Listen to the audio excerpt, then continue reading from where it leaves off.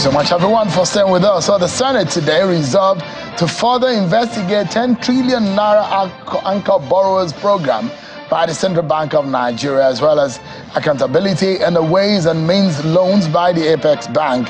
The lawmakers say the move was to plug loopholes in future development finance activities of the CBN.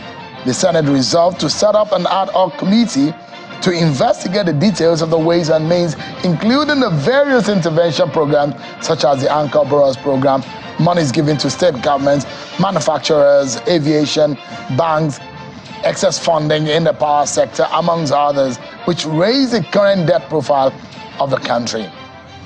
And there are also questions that are being asked about how some of these activities went and why the Naira keeps falling. Take a listen to some of the debate on the floor of the Senate.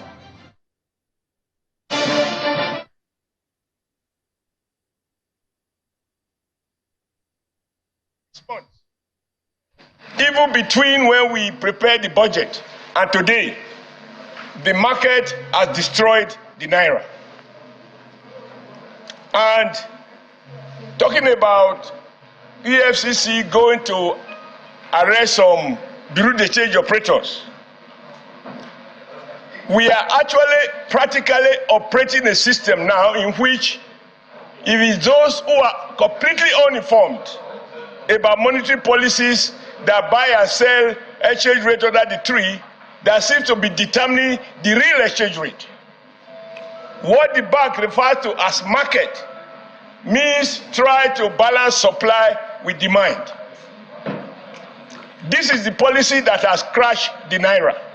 Will the country continue to carry this burden that is hoisted on the country through questionable means in the past?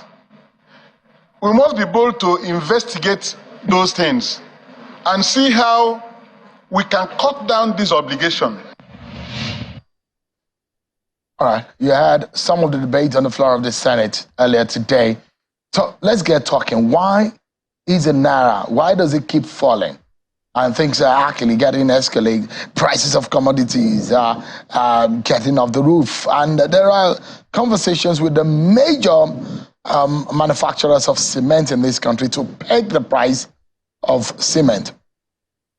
Oyalowo is a political economist and a member of the APC. He joins us live from our Abuja studio. Thank you so much, Mr. Oyalowo, for joining us. Give us an understanding. What, in your own thinking, is the reason why the Naira keep falling? Thank you, Sean. Good evening. What has been going on, like I said somewhere else, is not economy. It's not economically driven. It's not driven by any market forces. It's not driven by any econometrics. What we are witnessing today is nothing but pure and unbridled criminality. You see, we have had a situation where we think we are running a free market economy, but we've had a few people sit somewhere and decided they're going to destroy this country. So tonight, I want to say clearly that what has been going on has been nothing short of criminality. And if the people involved or charged with our affairs are willing to solve this problem, there are simple things to do. You don't have to look at anybody's face. I mean, there is a saying that says, don't look at Uche's face, like we used to joke here. So as I speak to you, from analysis and research carried out by people that I'm aware of, banks have held liquidity back from their customer over the years. And as I speak, a few Nigerian banks are sitting on over $7 billion United States dollars, refusing to sell. So rather than people getting FX for legitimate transaction as it should be done in a normal climb, we have now resorted to going under the trees to do our transaction. The second challenge we are facing is there is something they call Binance. These guys don't do anything but speculate. Just today alone, they have shifted the price or the value of Naira to dollar from 1.7 to 1.8 within 1 hour. So if the CBN want to solve this problem, there is no point pretending and releasing memo that they have been releasing over these weeks. The CBN knows exactly what to do. Does the CBN governor have the balls of doing what he needs to do? Now, this is the question you should be asking me. So if he has the balls, and I'll tell him right to his face, I'll give you 5 banks' names, go after their MDs. The same thing Sanusi did in those days. Take these guys off. Let them be investigated, arrested, and manacled like the criminals that they are. They are nothing but economic criminals. But Ayo, let's substantiate the issue. Let's reorganize the banks. When we have reorganized the banks. Ayo, just if I may jump in. So let's clarify so that we're not talking, as though the balloon with air, So substantiate this for us. When you say this is criminality and this is not being determined by any form of economic matrix, what do you mean? Be specific. Who are these criminals? The vice president has said that there are those who are smuggling food items and there are those politicians. It's enough. Nigerians may not be able to understand some of these accusations upon accusation. If there are facts, can we name those facts? Okay, this is not about jumping around. Like I said, we have an agglomeration of facts, of facilities that has happened. We have the bank executives who have been superintending over these sleaze. If you have followed the banking trajectory in Nigeria, the last 20 years, you find out that we've had CBN governors who have been CBN governors. They supervise banks, they punish banks when they err. But in the last 9 years, we didn't have a CBN governor who actually sat as a CBN governor. We had somebody who was partaking in the sleaze. So for now, I want the CBN to sit down as a CBN governor. So first and foremost, the first casualty should be the head of some of these bank executives. They have superintendent over this crime. They have been refusing to do what they need to. In fact, let me give you an example. Just last week, the CBN released $200 million to the market, and the banks were supposed to sell. Guess what they did? The banks were selling at over 100 Naira ahead of what the CBN sold to them. What normally should have happened, the difference between what CBN gives you and what you sell to the market should never be beyond 2-3 Naira. But banks have the effrontery to sell with over 100 Naira arbitrage on top of it. So what we have been having has been around tripping. That is for the bank's executive. For the Binance people, those ones just sit somewhere and they have been busy fluctuating the price. And the challenge with this is that you can't even say who is this and who is that. Because one, any criminal activity can go through that channel. They don't pay taxes. You can use it to collect ransom. They can use it to launder money. So the CBN have to go after those ones. And like I said, the bank executive must answer for this. What bank business have they been doing in the past 8 years that they've been posting the kind of result they have been posting? What they have been doing has been nothing but strict round tripping. They've sat on over $7 billion United States dollars and they have not done transactions with them. So but Ayo, how does this happen? To bring down the price of dollars. Yeah. I know that you were a former banker. How does this keep happening? And those regulators, bank regulators, and those financial regulators are doing nothing about it. This racketeering exactly the reason why I said complicit in all of this. Yes, the CBN has to first clean his own house because this nonsense started from CBN. If the CBN has been doing his job like a proper CBN, we will not even get to this point. But now that we are at this point, the new CBN governor will now have to tell us, is he capable of being the CBN governor? Can he develop the balls of steel? Can he remove these guys? You can't do paddy with these people. They have decided they are going to destroy this economy. As I speak to you this evening, they are selling 1,850. There is no market activity show, I can tell you without equivocation, that has led to this. The only reason we are here today is criminality. And if you do not deal with the people who are at the top of the food chain, you are just playing with whatever you do. You can go to Zone 4 and shoot the people there. You're just wasting your time. If you deal with the banks, like I said, what we can now do, reorganize the banks. Every transaction should pass through the bank. See, the CBN has been releasing circular in the past few weeks. Has anybody complied with any of the orders? No. So which means you keep threatening sanction and you're not sanctioning anybody. Arrest these guys, take them out, put in caretaker committees for these banks, remove the criminals that are running some of the, I'm not saying all the banks, but of course we know the ones that are causing these problems. Remove them, put people there to run the banks. When we have reorganized the banks, we can easily deal with these people under the tree. They are too small. They are not the real issue. If I have a transaction to carry out in, let's say, America or wherever, and the bank can do the transaction, why do I need to go to a malam under the tree in the first place? It is because the banks have abdicated their responsibility. That is what has enabled Zone 4 people to now begin to determine our economy. Everybody has been speaking grammar, nobody is saying the truth, because everybody is friends. So we need to separate friendship from reality.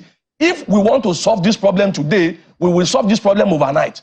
Take out the banks that has been causing this problem. Remove the executives. Reorganize the banks. When the banks are reorganized, the banks should begin to do transaction for FX the way it should be done. When that has been done, automatically you will come out. You will take out or cut off this under the tree malams. They are a small problem in this major challenge. Do they have 7 billion? They don't. The banks have over $7 billion as I speak to you, and they are not doing transaction.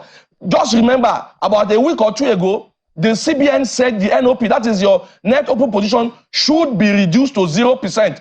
Has any of the banks complied? No. So what is the CBN governor doing? Yeah, if the banks have refused to comply with let me jump in. Why are the MDC sitting there? Why are the DMC sitting there? Why are the EDC sitting there? To what end do these people, those of these people who you say are into this racketeering, because you have said that they are hell-bent on destroying this economy.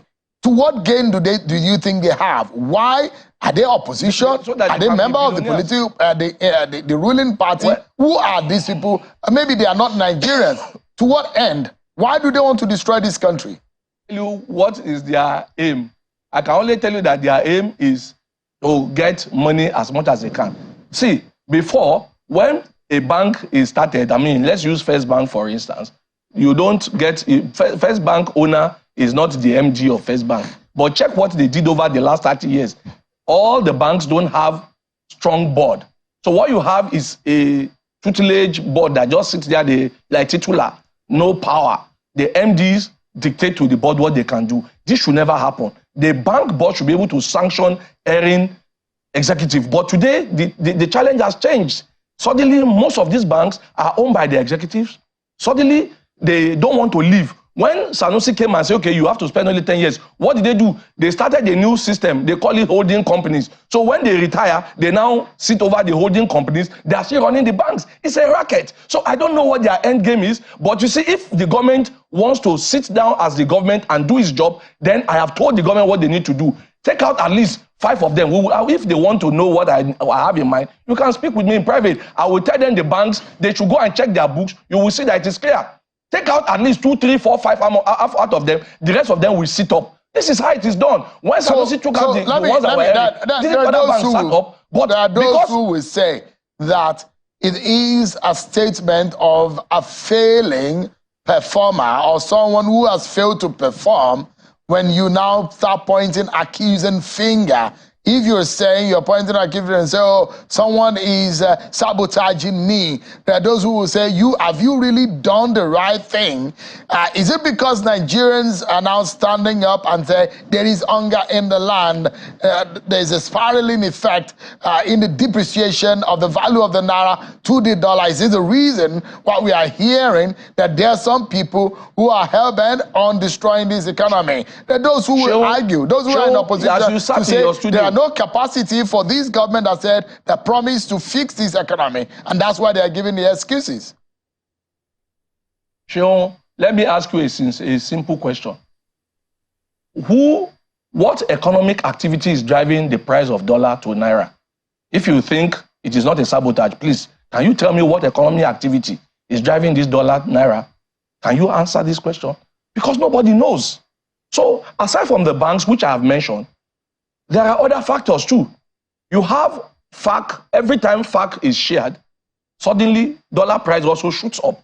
So if the governors, the subnationals, the local government are all complicit in not doing their job, we need to query this aspect. You see, foreign exchange transaction has to be guided. It used to be a delicate transaction that used to be guided by rules and regulation. Suddenly, anybody can carry 1 million, 2 million naira to Zone 4 or wherever, any other place in the country. I'm using Zone 4 because this is Abuja, and go and change it. Nobody knows who you are. You do not sign any KYC. Nobody knows what the transaction is meant for. So you see, we need to reorganize our system. I am not pointing accusing finger. I'm telling you where the problems are. But foreign exchange should never be sold like you're saying Akara under the tree. It is not a transaction. It's not a transaction that can be done without any guidance. It has to be guided by laws and regulation. If you are saying this, do you think that the chief executive of this country is unaware of what these things that you have mentioned? You think this kind of thing is happening and the president is unaware of it? Well, Sheon, I have not sat with him to ask him whether he's aware or not. I am telling you what I know. And we all have you see, he's not an all-knowing person. Maybe he knows, maybe he doesn't know. I cannot answer that question. But my job here, as I sit here as a Nigerian and somebody who knows a little about the economy, is to tell him what I think the problems are and what I think should be done. When you share FAQ every month and you do not have, some states, most states now have received FAQ since the removal of subsidy higher than what they used to take, maybe 60% or more. But have you seen anything done with such money? The money just disappear because there are nooks and corners. So see, what I'm saying is this. If you organize the banks to the way banks should be, and you have arranged the transaction the way transaction should be run in terms of FX, now those small issues of BDC can easily be dealt with. You cannot license a proper BDC, maybe 5, 6, 7, and say these are the only BDCs we license. And for every transaction, there must be full reporting lines.